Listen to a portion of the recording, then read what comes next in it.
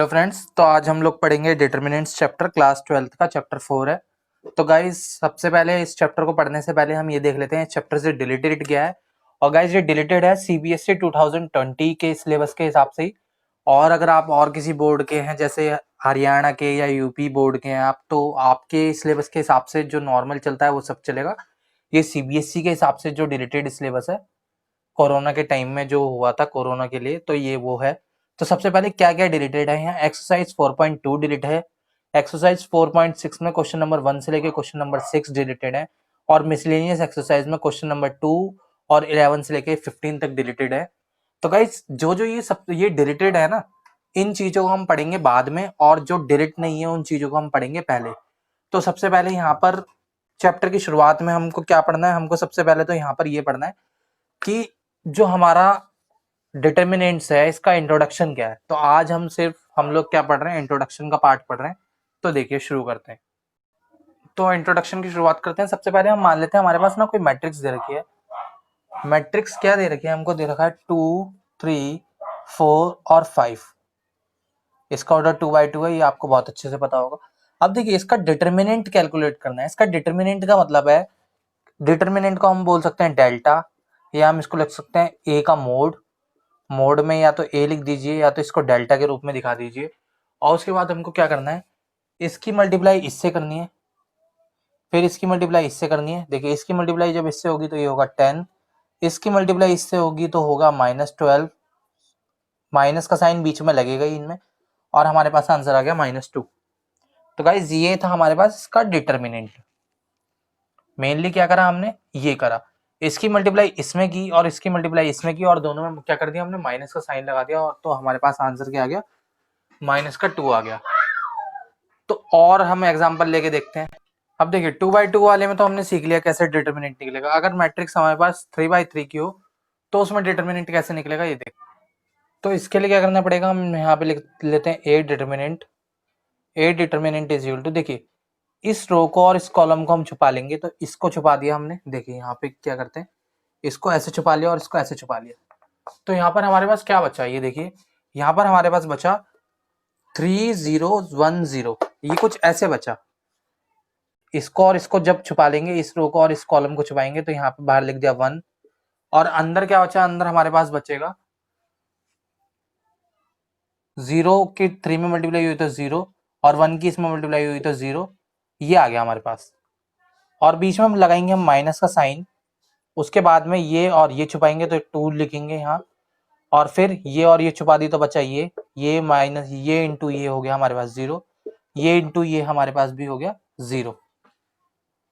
और जब last time पे देखिए यहाँ प्लस का साइन लगता है, तो यहाँ पे प्लस का साइन लगा, यहाँ पे माइनस का लगा, अब फिर से प्लस का लगेगा। तो अब क्या आएगा ये देखते हैं। तो अब यहाँ पर आया हमारे पास, इसको और इसको जब हमने करा तो 0 की इसमें मल्टीप्लाई हुई, 1 की जब इसमें मल्टीप्लाई हुई तो हो गया -1, 4 3 हो गया हमारे पास -12, और ये पूरा 0 हो गया हमारे पास, ये पूरा भी 0 हो गया, ये पूरा कितना आ गया -52। तो हमारे पास जो आंसर आया -52 आया है। अब देखिए ये सब हमने कौन सी रो से किया, ये हमने किया रो फर्स्ट से। रो फर्स्ट से कैसे हमने पहचाना, देखिए जो बाहर एलिमेंट लिखे हैं हमने, ये रो फर्स्ट के ही हैं। तो हम इसको लिख सकते थे पहले, expanding along R1। Expanding along R1 मतलब हमने जो है ये डिटर्मिनेंट, ये मैट्रिक्स का जो हमने डिटर्मिनेंट कैलकुलेट किया है वो कैसे किया है, R1 से किया है। ऐसे ही अब आप सोच रहे होंगे तो R1 का मतलब है कि R1 से किया तो हम R2 से, R3 से, या C1 से, C2 से, या C3 से भी इसको कर सकते थे। लेकिन उसके लिए आपको ना एक साइन, ये जो साइन का चार्ट होता है ये आपको समझना पड़ेगा। कैसे होता है ये देख लेते हैं। सबसे पहले तो हमारे पास हमने साइन ले लिया, देखिए एक डिटर्मिनेंट हम ये बना रहे हैं, तो यहाँ लगेगा प्लस माइनस प्लस, फिर आया माइनस प्लस, फिर यहाँ प्लस है तो यहाँ आएगा प्लस, फिर माइनस, यहाँ प्लस हो गया तो यहाँ माइनस, फिर प्लस। आपको ये साइन फॉलो करने हैं। अगर देखिए आप कभी रो 1 से कैलकुलेट कर रहे हो, आप कभी रो 1 से डिटर्मिनेंट निकाल रहे हो, तो आपको ये साइन फॉलो करने पड़ेंगे। जैसे कि हमने अभी किया था, यहाँ फर्स्ट वाले पे प्लस का साइन, दूसरे पे माइनस का, तीसरे पे प्लस का। अब आप सोचोगे ये साइन आए कैसे हैं, तो इस ये गाइस ये ना कैलकुलेट करके इन्होंने खुद बुक में हमको दे रखा है कि आपको जब किसी भी रो से, जैसे अगर हम रो सेकंड से साइन लगाएंगे अगर हम, तो रो सेकंड का साइन पहला माइनस आएगा, दूसरा प्लस आएगा, तीसरा माइनस का आएगा, ऐसे करना होगा हमको। तो यहाँ पर अगर हम देखें तो ये बना कैसे है, ये देखिए प्लस माइनस प्लस, फर्स्ट वाला आप ध्यान रख लीजिए, प्लस के बाद माइनस, माइनस के बाद फिर प्लस, माइनस के बाद फिर आता है प्लस, प्लस के बाद फिर आएगा माइनस, प्लस के बाद फिर आता है माइनस, और माइनस के बाद फिर आएगा प्लस। तो ये देखिए साइन हमारे पास ऐसा बन गया, और यही हमको क्या करना है, यही हमको लर्न करना है यहाँ पर। अब इसके बाद आ जाते हैं हम एक बार ना, ये जो हमारे पास डिटर्मिनेंट है, मैट्रिक्स है, इसका डिटर्मिनेंट हम R2 से भी निकाल के देख लेते हैं और C1 से भी निकाल के देख लेते हैं, ताकि आपको कंफ्यूजन ना हो। तो इसको एक बार सही से लिख लेते हैं दोबारा से। ये था हमारे पास A इक्वल टू 124 -130 और 410, ये हमारे पास था। अब इसको अगर हम एक्सपेंडिंग अलोंग, देखिए एक्सपेंडिंग अलोंग R2, अगर हम R2 से इसको एक्सपेंड करेंगे, मतलब इस R से एक्सपेंड करेंगे, तो A डिटर्मिनेंट क्या आएगा, देखिए आप किसी भी उससे निकालिए, A डिटर्मिनेंट हमारा सेम ही आएगा। मतलब इसका जो A डिटर्मिनेंट आ चुका है हमारे पास, वो कितना निकाला है हमने, -52। तो यहाँ से भी सॉल्व करके -52 आएगा, और इसको कहीं से भी सॉल्व कर लीजिए तो हमारा आंसर चेंज नहीं होगा। इसको कैसे करेंगे, ये और ये छुपा दी तो क्या बचा हमारे पास, ये छुप गया, ये छुप गया, तो ये इंटू ये और ये, तो पहले आ गया 1, और बीच में पहले साइन लगा दिया माइनस का, इसके हिसाब से R2 का साइन ये है ना, ये वाला, तो हमने साइन लगा दिया माइनस का। उसके बाद में हमने क्या किया, ये और ये, तो हमारे पास क्या आया था, ये छुपा दिया, ये छुपा दिया, तो ये इंटू ये, 2 की जब 0 में मल्टीप्लाई हुई तो 0, और 1 की 4 में हुई तो 0 -4 हो गया। उसके बाद प्लस का साइन लगाएंगे, फिर ये इंटू ये और ये छुपा देंगे, मतलब 3 छुपा दिया, तो ये इंटू ये 0 हो गया, और ये इंटू ये -16 हो गया।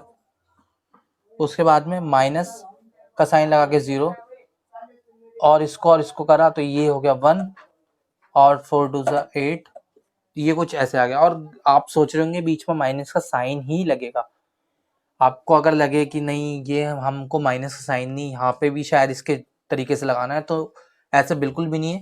ये साइन सिर्फ यहाँ बाहर वाले ये जो साइन है ना, यहाँ यहीं पे लगेंगे, बाकी बीच में तो माइनस का साइन ही आएगा। वो अलग बात है अगर उसके हिसाब से बदल जाए साइन तो हमारा, लेकिन वैसे सेम ही आएगा। जब इसको हमने सॉल्व किया तो ये हमारे पास क्या आ गया, 0 -4, और ये हो गया हमारे पास 4। देखिए यहाँ पर ना एक छोटी सी मिस्टेक हो गई है कि माइनस का 1 था, तो माइनस का 1 एक ये रहा, और माइनस का साइन ये रहा, तो माइनस माइनस प्लस, और फिर माइनस हो गया तो -4। इसको सॉल्व किया तो माइनस का 48 आ गया, इसको सॉल्व किया तो माइनस का हमारे पास कितना आ गया, 0 है तो यहाँ पे 0 ही आ गया। इन दोनों को फिर से सॉल्व किया तो ये 52 आ गया। तो मैं उम्मीद करता हूँ आपको ये समझ में आ गया होगा कि डिटर्मिनेंट कैसे निकालते हैं। अब एक बार इसको कॉलम से भी करके देख लेते हैं, किसी एक कॉलम से भी, तो कॉलम से करेंगे। यहाँ पर देखते हैं अब हमारे पास क्या है। अब इसको हम कैसे एक्सपेंडिंग कर रहे हैं, एक्सपेंडिंग अलोंग C1, इसको C1 से कर रहे हैं। देखिए जो हम यहाँ पे लिख देंगे नाम की C1 से कर रहे हैं R1 से, वो लाइन फिक्स्ड हो जाएगी। इसका मतलब इस बार ये वाली जो लाइन होगी ये वाली फिक्स्ड हो गई, तो पहले इस पे और यूं चला तो ये 1 छुप गया, तो 1 को हमने ऐसे एज इट इज लिख लिया, फिर इसकी मल्टीप्लाई इससे और इसकी मल्टीप्लाई इससे करेंगे। नहीं सॉरी, यहाँ पे हमने थोड़ी मिस्टेक कर ली, इसको और इसको छुपाया तो ये और ये होगा, इसकी मल्टीप्लाई इससे की तो ये, इसकी मल्टीप्लाई इससे की तो ये हो गया, कंप्लीटली हमारे पास 0 आ गया। फिर कैसा साइन लगेगा, माइनस का साइन लगेगा, पहले प्लस का लगा फिर माइनस का साइन लगेगा, तो ये और ये किया था हमने, इस बार क्या करेंगे, ये और ये करेंगे, क्योंकि ये वाला तो कॉलम हमने फिक्स कर दिया ना, तो ये और ये करेंगे, तो इस बार ये छुप गई लाइन, और ये वाली लाइन छुप गई, और ये छुप गई, तो 0 इंटू 2, 0 इंटू 2 होता है हमारे पास 0, तो यहाँ पे 0 लिख दिया। 4 इंटू 1 होता है ये। उसके बाद ये जब हमने ऐसे किया तो ये और ये और ये और ये मल्टीप्लाई होंगे, तो इसको सॉल्व करने पे ये आया। जब हमने इसको फिर से सॉल्व किया तो हमारे पास आया 52, माइनस का 52। तो हमने इसको 3 तरीके से करके देखा, R1 से, R2 से और C1 से, तो हमें पता चला हमारा जो आंसर है वो सेम ही रहने वाला है। इसके बाद यहाँ पर 2 चीजें और हैं जो हमको समझनी है, और फिर हम फर्स्ट एक्सरसाइज पे चलेंगे। तो वो 2 चीजें क्या है यहाँ पर? सबसे पहली चीज है, अगर आपको कह दिया जाए, मतलब अगर आपको कहा जाता है if a matrix is singular, अगर आपको बोल दिया जाता है कि कोई मैट्रिक्स सिंगुलर है, तो सिंगुलर का मतलब होता है वो मैट्रिक्स का जो डिटरमिनेंट आएगा वो 0 के इक्वल है। और अगर आपको बोल दिया जाता है if a matrix is non singular, तो उसका जो डिटरमिनेंट है डज नॉट इक्वल टू 0 होगा। ये आपको याद रखना है। तो गाइज आज की वीडियो में यहीं तक था। मैं उम्मीद करता हूँ आपको वीडियो पसंद आई होगी। अगर आपको वीडियो पसंद आई तो वीडियो को लाइक कीजिए, चैनल को सब्सक्राइब करना ना भूलें। Thanks for watching.